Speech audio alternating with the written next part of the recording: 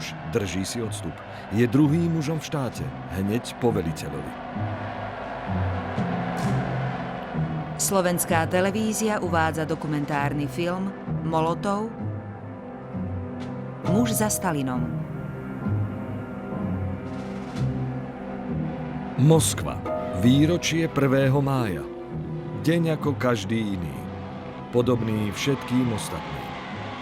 Vjačeslav Michajlovič Molotov, 10 ročia jeden z najmocnejších mužov Sovietskeho zväzu. Bol predsedom vlády, ministrom zahraničných vecí, šedou eminenciou svetovej veľmoci. Život prežil priamo v srdci storočia extrémov. Tento odvážny mladý odporca cárizmu sa stal chladnokrvným organizátorom komunistického teroru.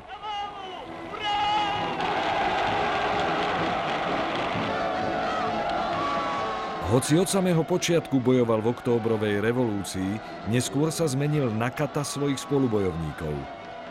Bol milujúcim manželom a otcom, ktorý písal tie najvrúcnejšie listy rodine, ale tou istou rukou podpísal aj stovky rozsudkov trestov smrti. Nakoniec zradil vlastnú manželku, aby si udobril Stalina.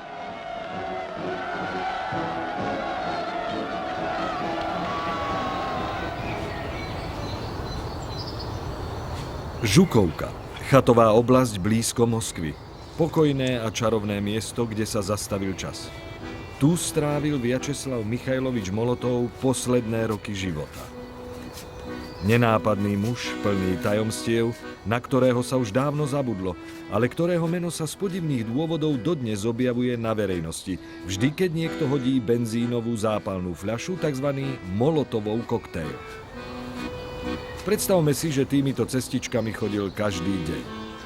Napriek vysokému veku Molotov dodržuje každodenné zvyky. Jeho každodenným rituálom je prechádzka k novinovému stánku. Každé ráno číta pravdu a každý večer izvestia.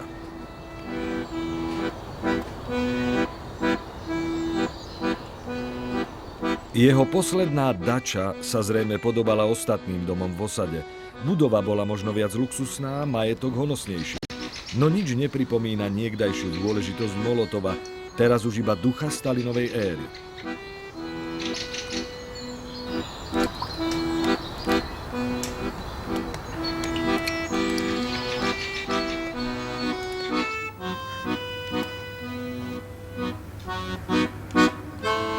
Mája 1985 si pravdepodobne prezeral titulnú stranu Pravdy obzvlášť nevraživo. Moskva, slávnostná prehliadka pre nového prvého tajomníka Michaila Gorbačova.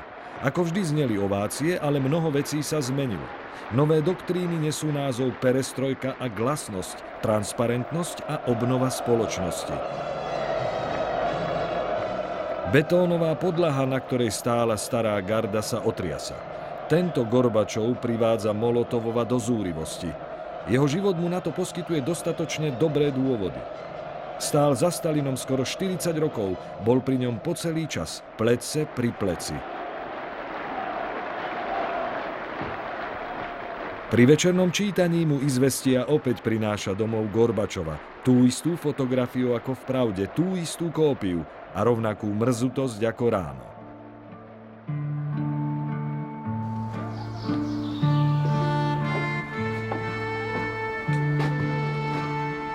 Tento muž, ktorý sa pozerá na fotografiu Gorbačova v Pravde ako na obrázok zradcu komunistického režimu, na sklonku svojho života aj tak tvrdí: škoda, že sa premárnilo toľko nevinných životov, no ja som so svojím životom spokojný. Svoj horlivý a prispôsobivý život prežil v tieni diabla. To sú tie vedúce osobnosti, ktoré dodávajú silu každému systému. Čulí a pracovití pomáhajú mocným a slúžia im aj za cenu odriekania. Absurdné je, že sú často vytrvalejší ako systém, ktorý sa rozhodli podporovať.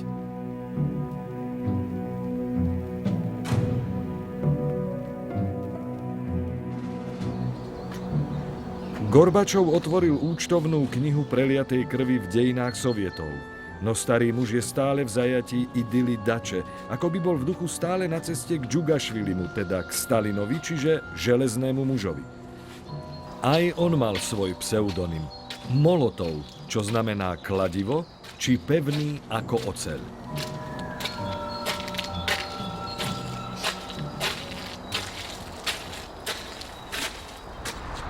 Prvýkrát sa stretli v Sankt Peterburgu v roku 1912. Mestský polytechnický inštitút je dokonca ešte aj v súčasnosti uznávaná univerzita. Molotov, syn obchodníka, tu začal študovať ekonómiu na jeseň roku 1911. Vtedy bol ešte známy pod menom Skriabin. Štúdium ho uchránilo od vojenskej služby. Bol lojálnym, nenápadným študentom. No mimo inštitútu bol romantikom, ktorý veril v zvrhnutie vlády, bojoval proti cárovi a angažoval sa v robotníckom hnutí.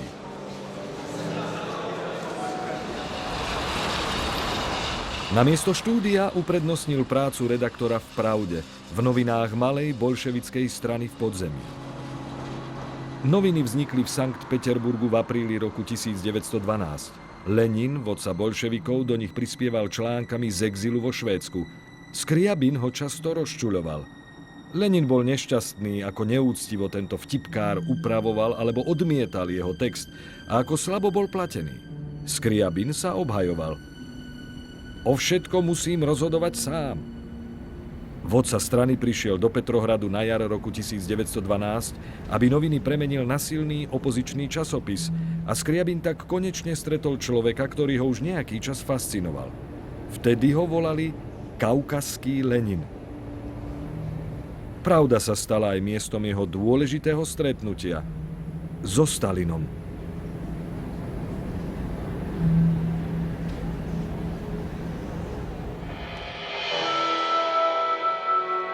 Hneď po tomto stretnutí sa Skriabin stáva Molotovom. Molot znamená kladivo. Pravé proletárske meno na zapôsobenie na robotníkov, ktorých agitoval. No vraví sa, že pre tento pseudonym existoval prostejší dôvod. Skriabin sa zajakával, takže prvé tri spoluhlásky jeho mena sa mu ťažko vyslovovali.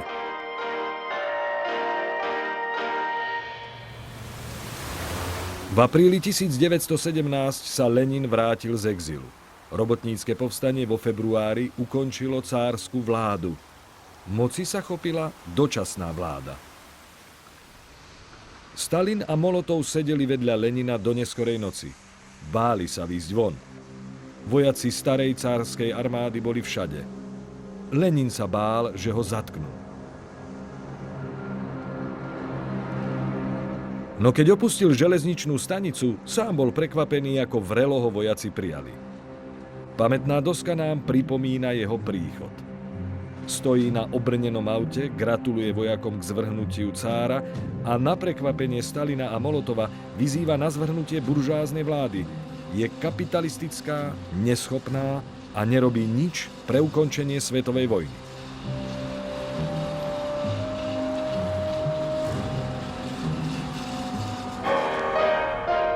Nespokojnosť ľudí rastie. Ich túžba zvrhnúť vládu dosahuje bod varu. Situáciu rozdúchavajú agitátori, dokonca aj Molotov agituje.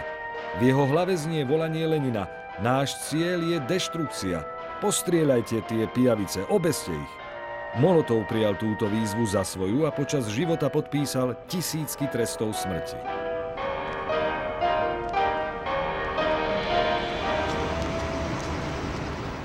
Bolševici uchopili moc v októbrovej revolúcii v roku 1917. Útoku na Zimný palác, sídlo dočasnej vlády, sa Molotov nezúčastnil, hoci sa krátkozraký muž cvičil v streľbe z pištole.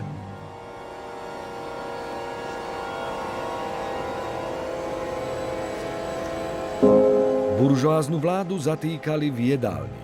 Molotov celý svoj život ľutoval, že pritom nebol. Zatýkal skupinu kontrarevolucionárov v Kazanskej katedrále. Hodiny dodnes ukazujú, koľká odbila. 2 hodiny 10 minút. Útok skončený. Obloha poskytla revolúcii dostatok svetla. No čo pre revolucionárov predstavuje červený úsvit, je pre ich oponentov úsvit krvavý. Život medzi tým pokračuje. Už v prvé ráno nového veku prostitútky opäť mrznú na Nevskom prospekte, ako by všetky tie udalosti nemali s nimi nič spoločné.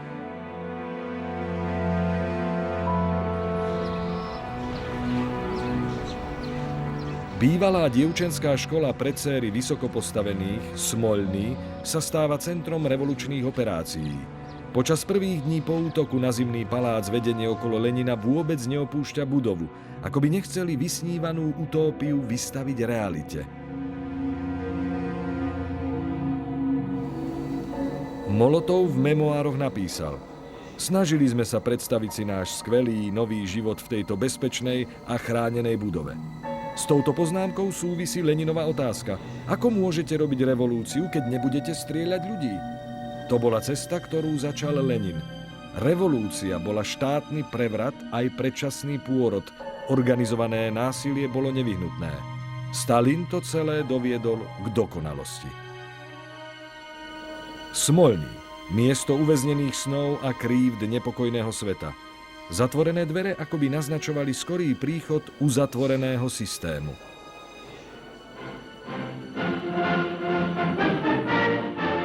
Prvé výročie revolúcie.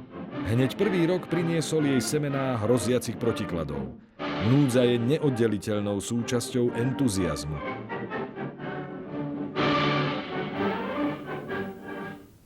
Molotov v posledných rokoch po svojom spomína na ten novembrový deň roku 1917. Pripíjal si na preňho najdôležitejších ľudí, na ľudí, ktorých o dlhý čas prežil. Prvý pohár zdvihol na počesť Stalina, počúval jeho obľúbenú gruzínsku pieseň Suliko, smutnú pieseň o dávno stratenej veľkej láske.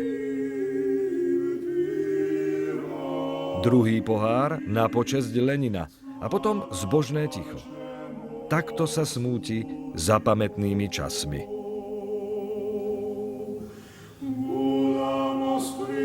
Až potom si pripíja na manželku Polinu. Tú ženu miloval celý svoj život. Rozplýval sa nad jej biblickým zjavom, ale pripil si na ňu až tretím pohárom. Polina bola jeho žena, ale Stalin bol jeho osud.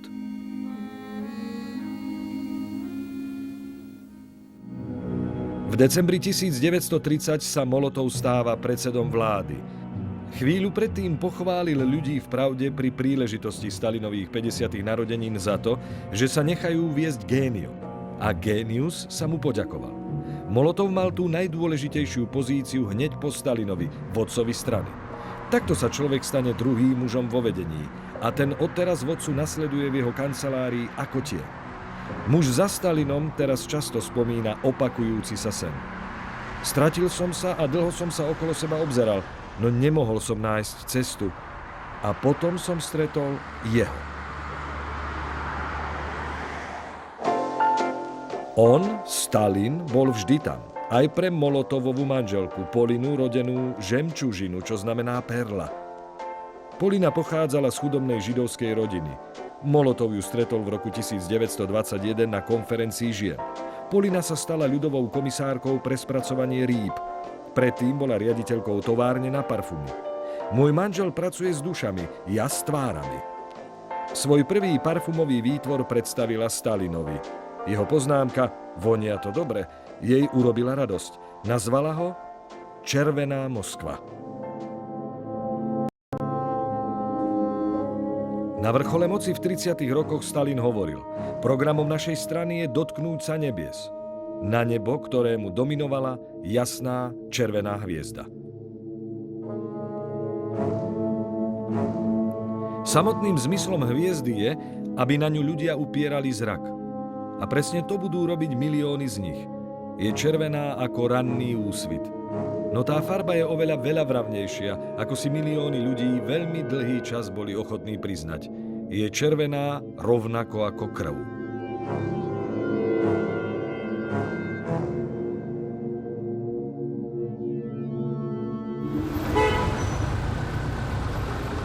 Ľubľanka v Moskve, veliteľstvo tajnej polície.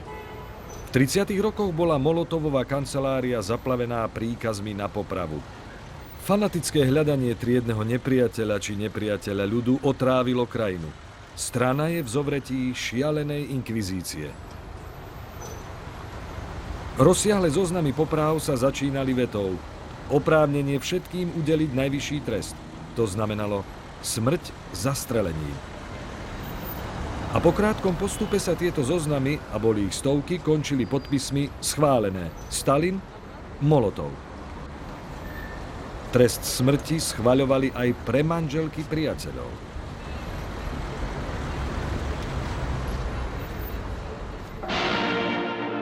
Oslavy 1. mája 1937. Tento rok je aj rokom neobyčajného budovateľského ošialu. Stalin je na vrchole svojich síl. Je to sila strany, ktorá industrializovala a kolektivizovala krajinu oceľovou pesťou. Je to vojenská sila strany. Je to sila funkcionárov. A je to aj sila popravčích čiat. Rok 1937 bol najhorším rokom vlny teroru.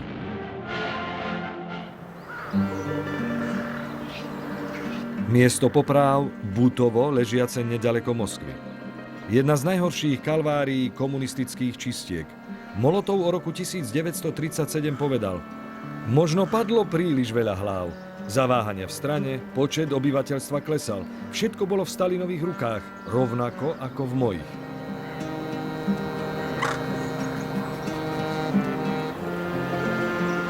Tí, ktorí tu skonali, umierali so strašným pocitom, že ich osud nielenže ostane nepotrestaný, ale že zostane neznámy, nikdy neodhalený. V márnej snahe zmierniť nevysloviteľné zločiny tu vyrástol kríž.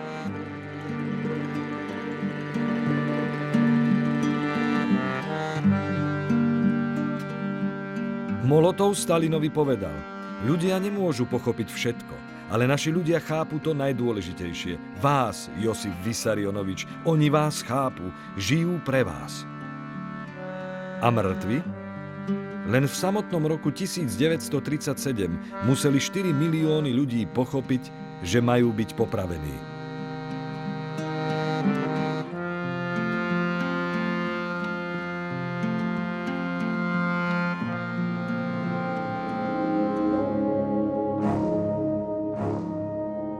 Všetky vtedajšie a neskoršie obrázky nesú v sebe skrytú pravdu. Títo mrznúci ľudia na Červenom námestí akoby boli naplnení predtuchou. Akoby ich nehnala iba zvedavosť. Akoby nad nimi visela neviditeľná hrozba. Akoby to bol strach, čo donútil ich ruky tlieskať a salutovať.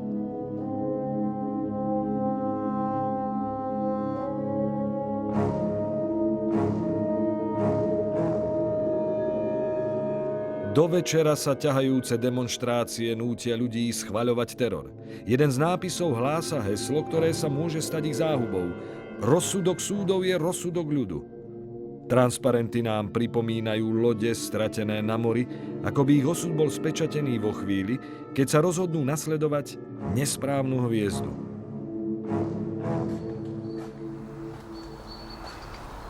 Molotov sa nikdy nezmieril s faktom, že úspechy Sovietskeho zväzu sa nebudú počítať. Že počítať sa budú iba obete. Áno, keď sa etické hodnoty systému zmenia na totalitné, obete sa počítajú.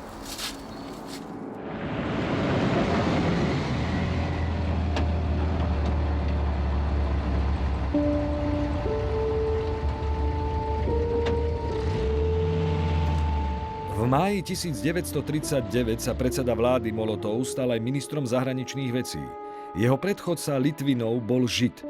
Stalin Molotovovi povedal: vyčisti tú synagógu. Poslúchol a zbavil sa všetkých židovských kolegov. Litvinov ho nazval hlupákom. Nemal ani poňatie o zahraničných veciach. V politbíre sa hovorilo, že má byrokraticky trvanlivú zadnú časť tela, čo podnietilo Lenina dať mu prezývku Kamenný zadok.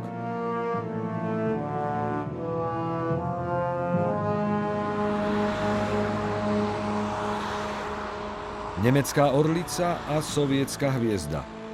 Symboly dvoch svetov ohraničených dávnym nepriateľstvom.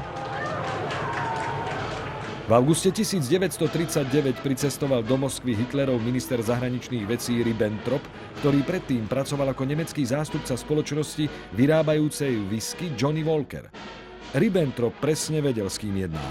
Terče na tréning snajperov boli označované svastikami a deti sa hrali hru Lov na fašistov. Stalin sa obával nemeckej invázie, vyzbrojoval krajinu. Lenže Nemecko o pár dní napadne Poľsko. Hitler potrebuje uistiť Moskvu, že Rusko neohrozí.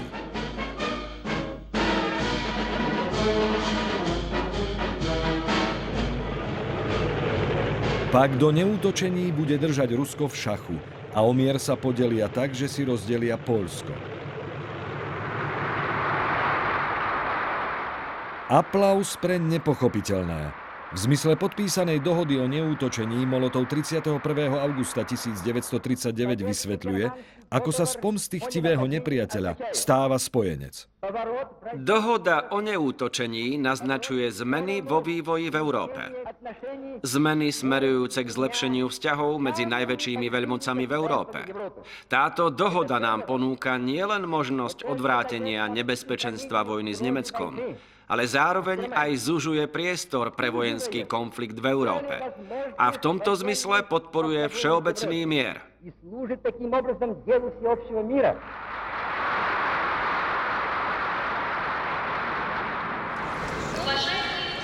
Moskva, bieloruská železničná stanica. Kosák a kladivo zdobí začiatok a orlica koniec cesty. V novembri 1940 Molotov cestuje do Berlína. Sprevádza ho 65 ľudí, medzi nimi doktor aj čašníčka. Rozlúčil sa so svojou manželkou a dcérou. Cestuje do krajiny svojich nových najlepších priateľov, ktorí už rok vraždia a vypaľujú Európu.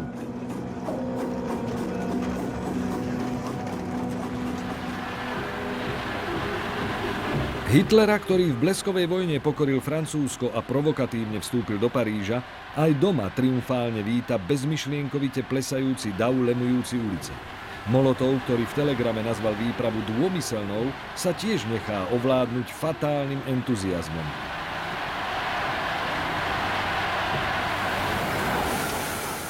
Privítanie, ako by mal prísť samotný Stalin.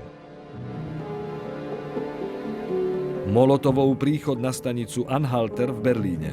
1. septembra 1939 Nemecko napadlo Poľsko. O 3 týždne neskôr Sovietsky zväz napadol východné Poľsko. Pevné stisky rúk s Himmlerom, najvyššie postaveným Hitlerovým SS-ákom. Moskva sa v zmysle tajného protokolu stala Hitlerovým spoločníkom. Tento protokol Molotov tvrdohlavo zatajoval a ešte aj po 30 rokoch popieral jeho existenciu.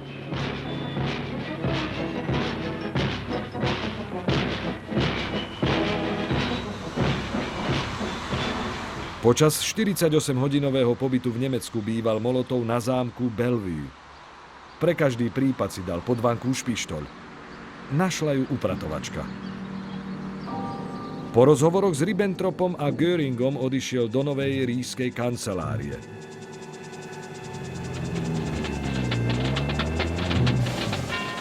Molotov mal v úmysle otestovať Hitlera a zistiť, aké sú šance Moskvy pri akomkoľvek ďalšom kúskovaní Európy. Táto socha s hrdo vytaseným mečom nesie názov Wehrmacht. Molotov možno privrel oči nad týmto hrozivým gestom. Telegrafoval Stalinovi: idem na večeru s Hitlerom. Neskôr napísal: napchal som sa. Vôbec nič som si neodoprel.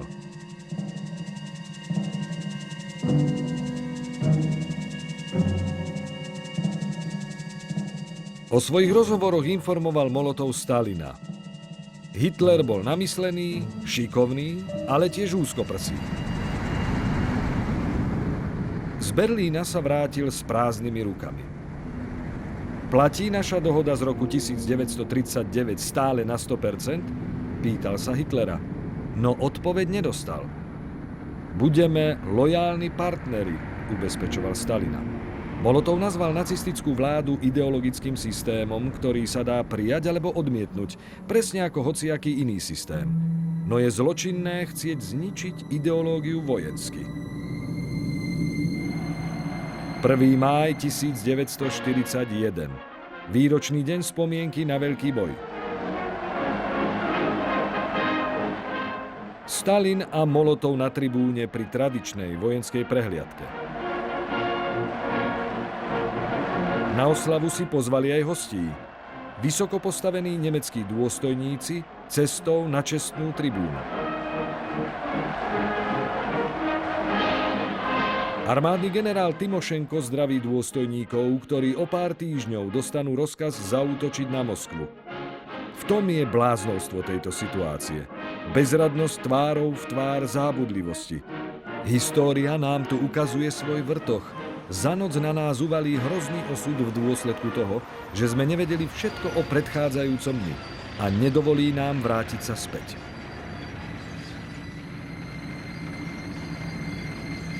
Iba o 6 týždňov neskôr, 22. júna 1941, sedel Molotov zmetený pred mikrofónom. Musel informovať milióny ľudí o prekvapujúcom napadnutí Sovietskeho zväzu Hitlerom. Možno sa mu už nezdalo pustošivé dielo Nemcov v Poľsku a iných európskych krajinách až také dômyselné.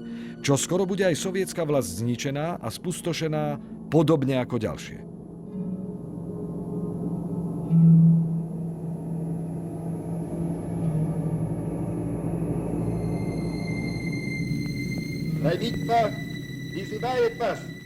Občania a občianky Sovietskeho zväzu, vláda vás vyzýva na zomknutie sa do radov okolo našej slávnej bolševickej strany, okolo našej sovietskej vlády, okolo nášho veľkého vodcu súdruha Stalina. Naša vec je spravodlivá. Nepriateľ bude porazený. V tomto boji zvíťazíme. Будет разбит. Победа будет за нами.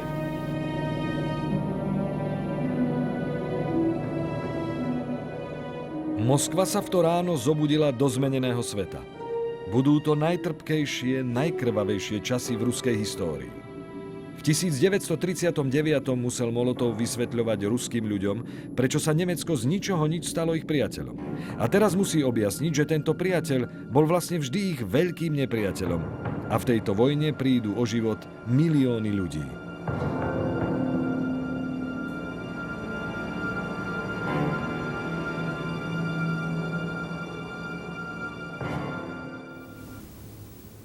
Najpochmúrnejšie časy sú jeho najslávnejšie časy. Molotov, Stalinov diplomat počas vojny. V máji 1942 priletel pod menom pán Brown do Škótska, odkiaľ ho odvážajú na tajné stretnutie do Londýna. Stalin tlačí na Britániu, aby otvorila druhý front proti Hitlerovi. Britský minister zahraničných vecí Eden nazval Molotova tvrdým mužom, ktorý šikovne využíva svoju plachosť. Churchill prijal Molotova v Londýne a napriek odporu ku komunistickému systému nazval sovietskeho politika chladnokrvným a bezcitným, so schopnosťou vyjednávať moderným štýlom a mužom, s ktorým som sa rád porozprával. Zároveň ho charakterizoval ako modernú koncepciu robota. Molotov nazval Churchilla plnokrvným imperialistom.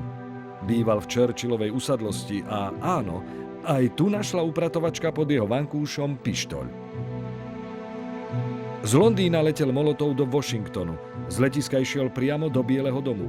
Aj v USA predniesol Stalinove požiadavky. Rokoval s prezidentom Rooseveltom, ktorý ho vnímal ako ctihodného muža a priateľa.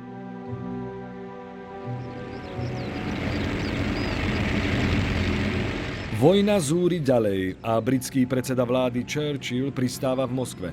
Prichádza do krajiny komunizmu, ktorý chcel zahrdúsiť už v kolíske. Churchill o Molotovovi povedal: uľahčujete mi čakanie, kým ich zaškrtím.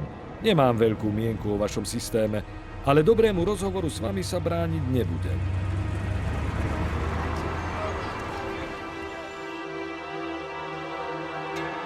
V rozhovoroch so Stalinom Churchill oceňuje hrdinský boj ruských ľudí, no zatiaľ odmieta otvoriť druhý front.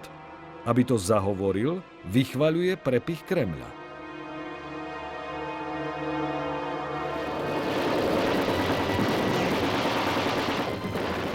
V rovnakom čase zúri bitka okolo Stalingradu.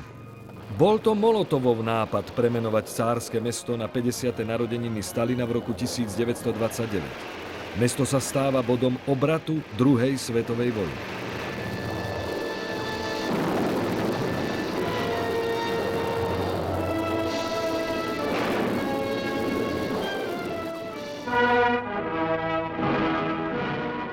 V októbri 1943 Molotov oslavuje najväčší triumf svojej zahraničnej politiky. V Moskve sa uskutočnila konferencia ministrov zahraničných vecí. Príchod amerického ministra zahraničia Cordella Hulla.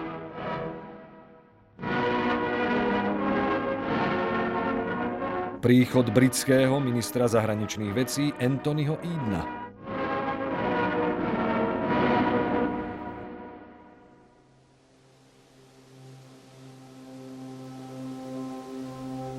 Eden o Molotovovi povedal, že šikovne využíva svoju plachosť. Keď mu ponúkli, aby predsedal tejto konferencii, skromne to odmietol, no následne mu všetci donekonečna pochlebovali. USA a Veľká Británia opäť navrhujú bezpodmienečnú kapituláciu Nemecka na ukončenie vojny. Začiatkom tohto konca sú sovietské víťazstvá pri Stalingrade a Kursku. Stalin nikdy nedal svojmu ministrovi zahraničných vecí toľko priestoru ako na tejto konferencii, no Molotov musel Stalinovi niekoľkokrát denne hlásiť, ako tento priestor využíva. Dôvera je taká veľká, že nedôvera musí byť ešte oveľa väčšia.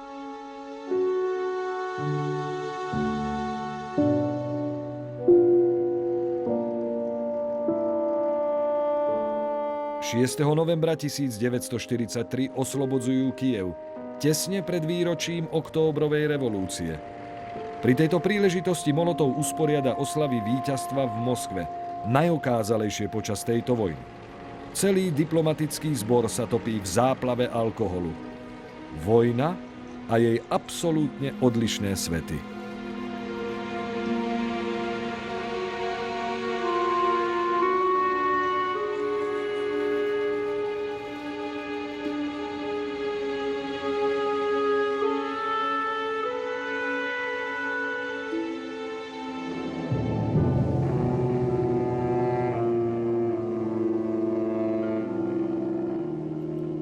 Každé víťazstvo napomáha Stalinovmu obrazu osloboditeľa.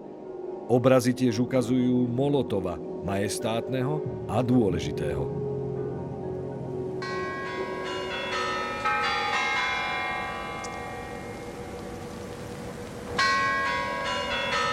Prehliadka na počesť víťazstva na Červenom námestí 24. jún 1945. Stalin a Molotov. Mocný tím sa zdá byť unavený, alebo skôr zlovesný.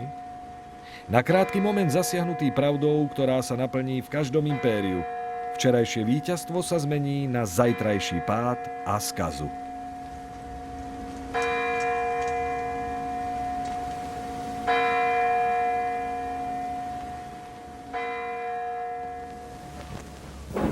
Spisovateľ Ilja Ehrenburg o moskovskej prehliadke. S každou zástavou, ktorá spadla na chodník, sa rodilo nové zlo. Že Stalin vyhral túto vojnu celkom sám. Miesto po železe v modle zostalo prázdne. Okolo nich blúdi už len samotné prežitie. Slepé. Nakoniec sú uctievané modly zrazené k zemi. Ako by sa postavili samé. Ako by nikto nikdy pred nimi nekľačal. Každý úder kladiva dunel odhodlaním, už nikdy viac. História sa usmieva, hoci nie hneď.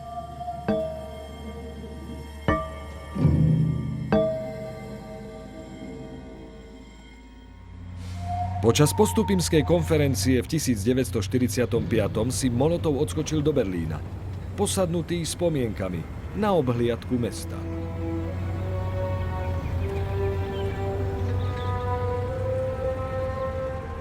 Pod touto orlicou už nebudú nikoho prijímať.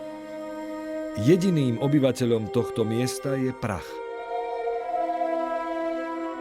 A socha s mečom, ktorú tak panovačne predstavili sovietskému ministrovi zahraničných vecí, je rozbitá na kúsky.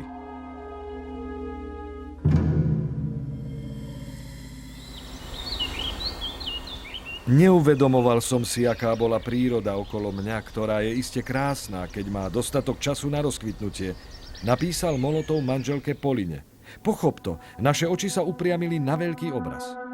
V júli 1945 sa v paláci Cecilienhof, nedaleko Postupimu, rozhodlo o povojnovom usporiadaní Nemecka. Za priateľskými postojmi bývalej aliancie číhala studená vojna. Roosevelt je mŕtvy a Churchill tu už nie je. Teraz Stalin vyjednáva s Clementom Attleem a Harrym Trumanom. Generalissimo si potriasa ruky s novou realitou. Molotov sa usmieva. Úspech prináša šarm, dokonca aj v prípade kamenného zadku. Postupimská konferencia korunuje sériu predchádzajúcich konferencií. November 1943. Na konferencii v Teheráne išlo o vytvorenie spoločného frontu proti Nemecku. Stalin si zavolal Molotova počas pauzy v rokovaniach a požadoval: povedz nám o tvojom pakte s Hitlerom. Vyrovnávanie účtov vrelo, ale nakoniec prebehlo v takmer dobrosrdečnom duchu. Február 1945.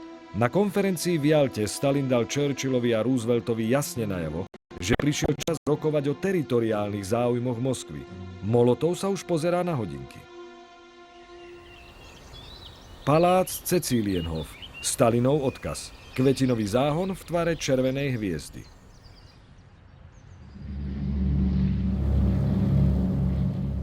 Lietadlo nad Parížom v roku 1946. Molotov sa pozerá na mesto, ktoré kedysi entuziasticky a podlízavo gratulovalo Hitlerovi k svojmu obsadeniu.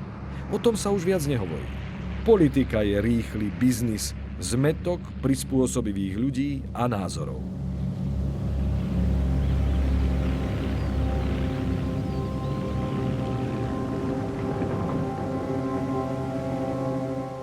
Molotov sa zúčastňuje Parížskej mierovej konferencie.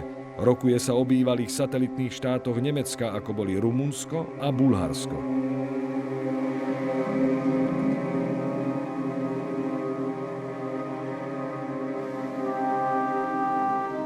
Stáva sa hlavným diplomatom čeliacim hráčom zo západu a užíva si to.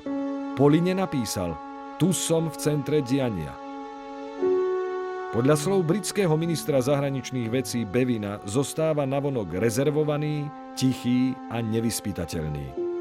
Presne tak ho vnímal dokonca aj americký minister zahraničia. Moskovský diplomat si dokáže dokonalo zorganizovať program. Počas pauzy svojim kolegom povedal: idem si na 30 minút ľahnúť.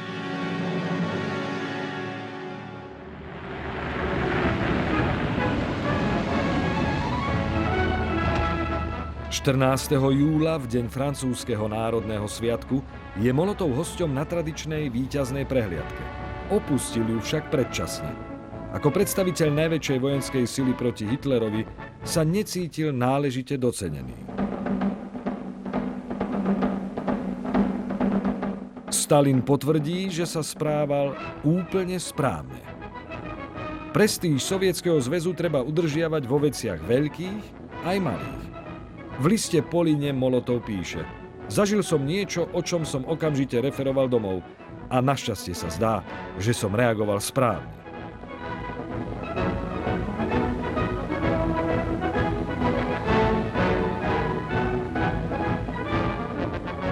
Molotov si nebol istý, čo robiť. Táto neistota je jedným z duchovných základov komunistického funkcionára, pretože čo je teraz správne, môže byť už o chvíľu chyba.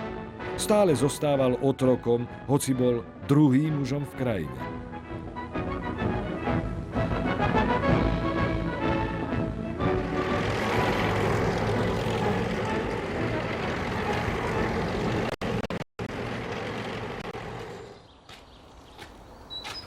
Rôzne konferencie po celom svete boli jeho javiskom.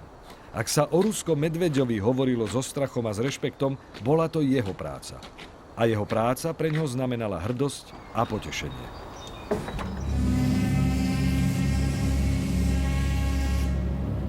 V októbri 1946 sa Molotov plavil na lodi Queen Elizabeth do New Yorku. Spolu so 150 ďalšími delegátmi cestoval na valné zhromaždenie Organizácie spojených národov, ktorú založili rok predtým v San Francisku.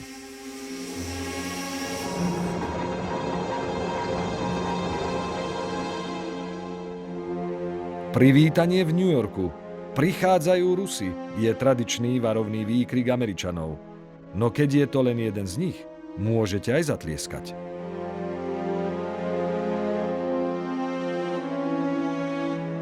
Waldorf Astoria. Napriek studenej vojne americký minister zahraničia Burns hostí OSN. Navrhujem prípitok nie na vládu ani na jednotlivca. Navrhujem pripiť si na mier a porozumenie medzi všetkými ľuďmi na svete, našom jedinom svete. Our one world. And I ask you to join me. Peace of the world.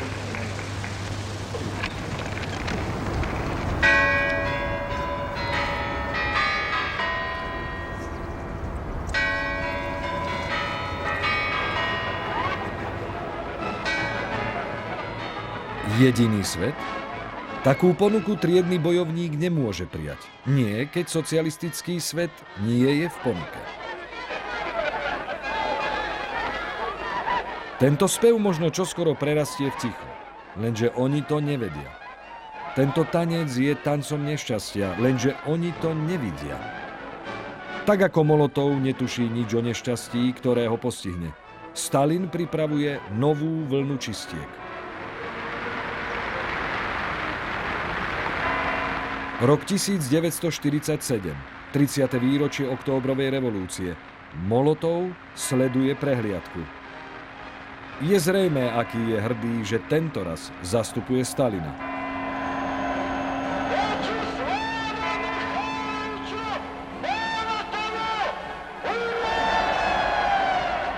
Vjačeslav Michajlovič Molotov. Hurá! Keď sa vojna skončila, Stalin Molotovovi povedal: ja už nebudem dlho žiť, ale ty tu budeš ďalej pre našu krajinu. Môže sa niekto cítiť veľkolepejšie, ako keď druhý muž v krajine tuší, že by sa mohol stať mužom prvým?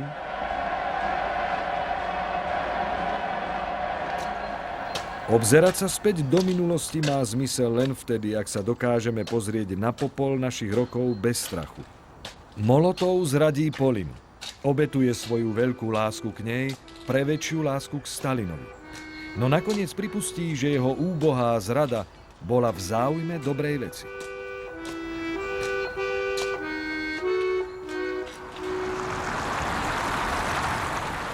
Ľubľanka, veliteľstvo tajnej polície. V januári 1949 sa tamojšie dvere zatvorili za Polinou Molotovovou. Kláštor Suchanovka. Komunisti ho premenili na niečo, čo sa im zíde viac. Na väzenie. Tu manželka ministra zahraničných vecí očakávala svoj rozsudok. 5 rokov exilu v Kazachstane. Stalin svojvoľne obvinil Polinu, židovku, zo špionáže pre Izrael.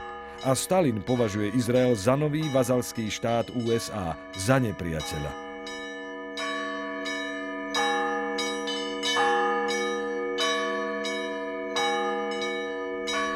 Kláštor ako temnica. Namiesto zvonenia zvonov, nemohúce ticho.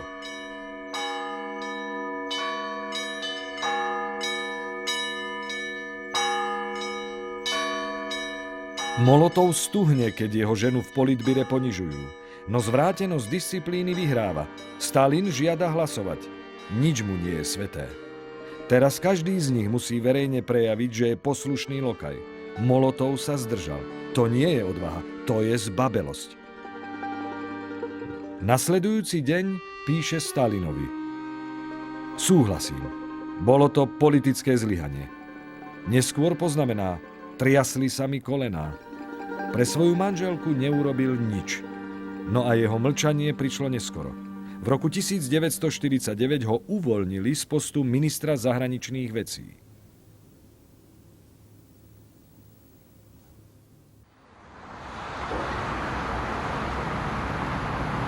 Rok 1952, 19. zjazd komunistickej strany. Delegáti pôsobia dojmom, ako by boli na súde. Molotov je stále členom politbíra, ale stretáva sa s nepriateľstvom. Stalin ho absurdne obvinil, že je agentom. Obvinil ho, že si kúpil vlak, ktorý používal na cestách po Amerike. A peniaze na to mohol mať jedine od imperialistov. Po zjazde strany Stalin povedal: Molotova viac nechcem vidieť. Takmer rozsudok smrti. No Molotov musel mať úvodný prejav na zjazde strany a predniesol ho. Boli to chválospevy na muža, ktorý ho degradoval a vyhrážal sa mu. Zástava našej strany, ovenčená slávnymi bojmi a mnohými víťazstvami, stúpa nahor a vyzýva náš národ k víťazstvu komunizmu.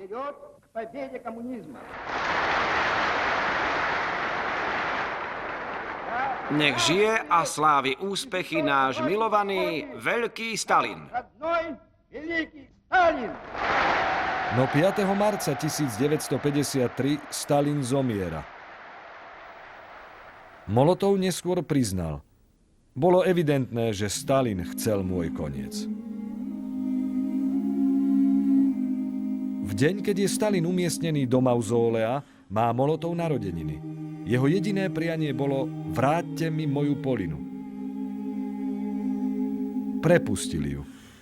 Keď sa dozvedela o Stalinovej smrti, omdlela. Polina zomiera v roku 1970 ako presvedčená stalinistka.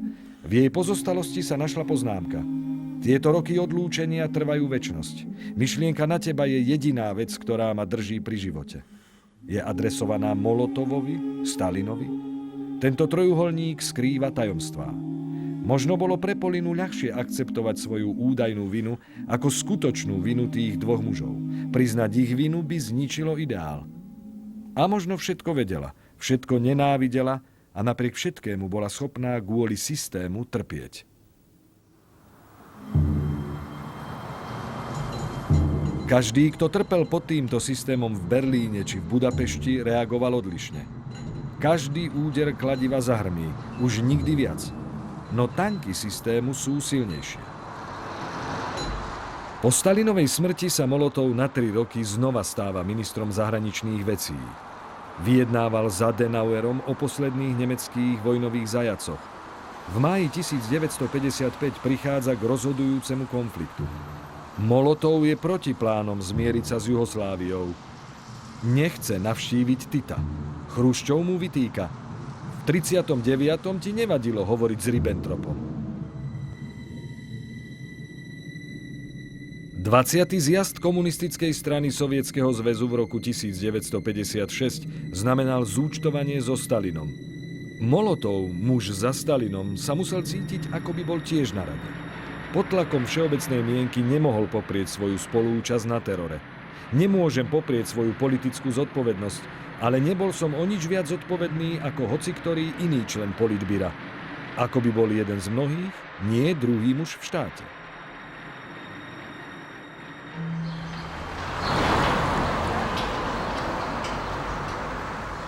Molotov musel vyprázdniť svoj byt v Kremli a o štátnu daču prišiel tiež. Presťahoval sa do tohto domu na Granevského ulici. Stal sa veľvyslancom v Mongolsku, pretože ostatné krajiny ho odmietli ako veľvyslanca akceptovať. Pracoval pre medzinárodnú agentúru pre atómovú energiu vo Viedni. Z prostredia pohodlného života vo Viedni píše do Moskvy, či by už konečne nemohli rehabilitovať Stalina. To bola posledná kvapka v jeho politickej kariére. Vylúčili ho zo strany. Napriek tomu svoj stranícky preukaz nevrátil. Ukryl ho v trezore. A každý mesiac pravidelne platil členské príspevky.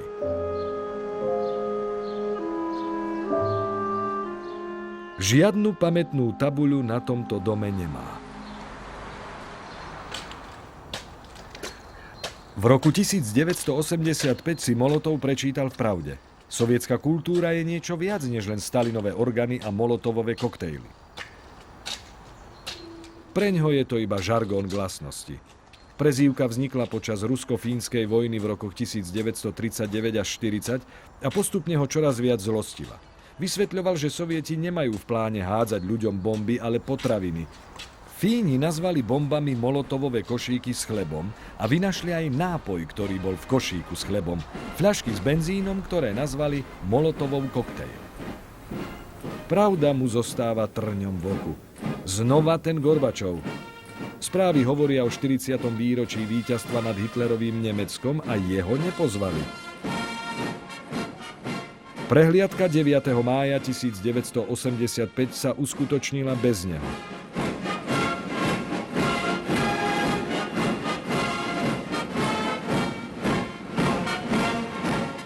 Pred 40 rokmi stál na tomto mieste vedľa Stalina.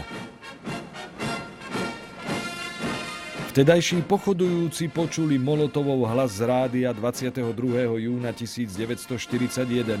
Šli do vojny a v ušiach im zvonilo jeho vlastenecké volanie.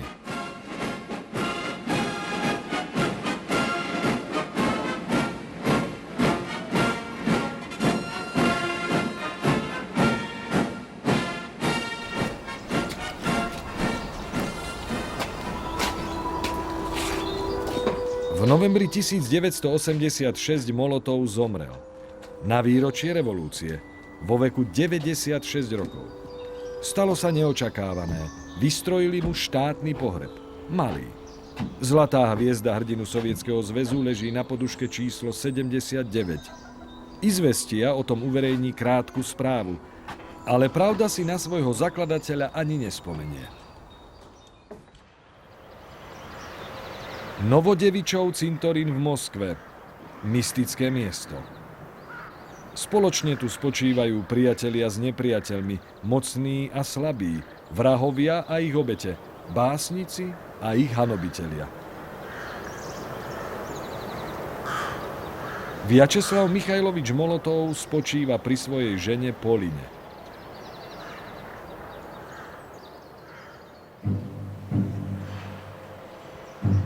Bol skoro taký starý ako storočie, ktoré už videl nezvratne sa vnárať do nového veku.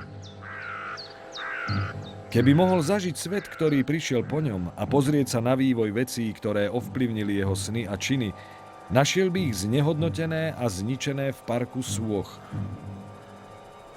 Duchovia mŕtvych. Títo duchovia nás nikdy neprestanú prenasledovať v našich spomienkach.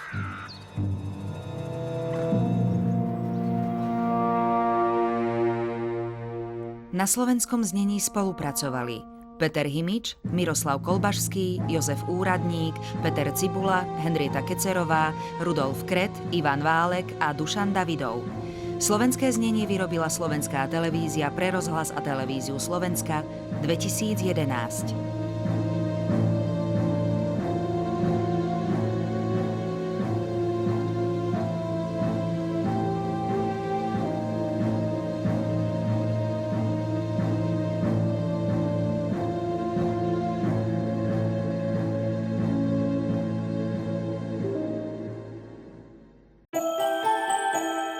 Ďakujeme, že platíte koncesionárske poplatky. Aj vďaka nim ste sledovali tento program. RTVS.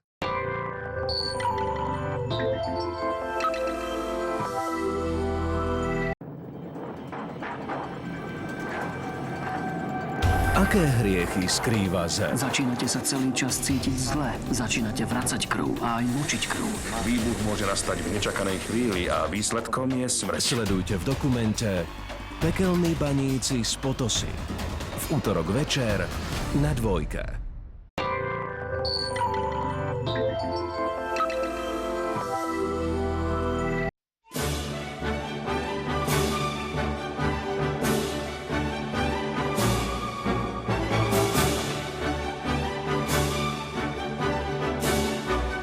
Projekt Zober loptu nie drogy podporujú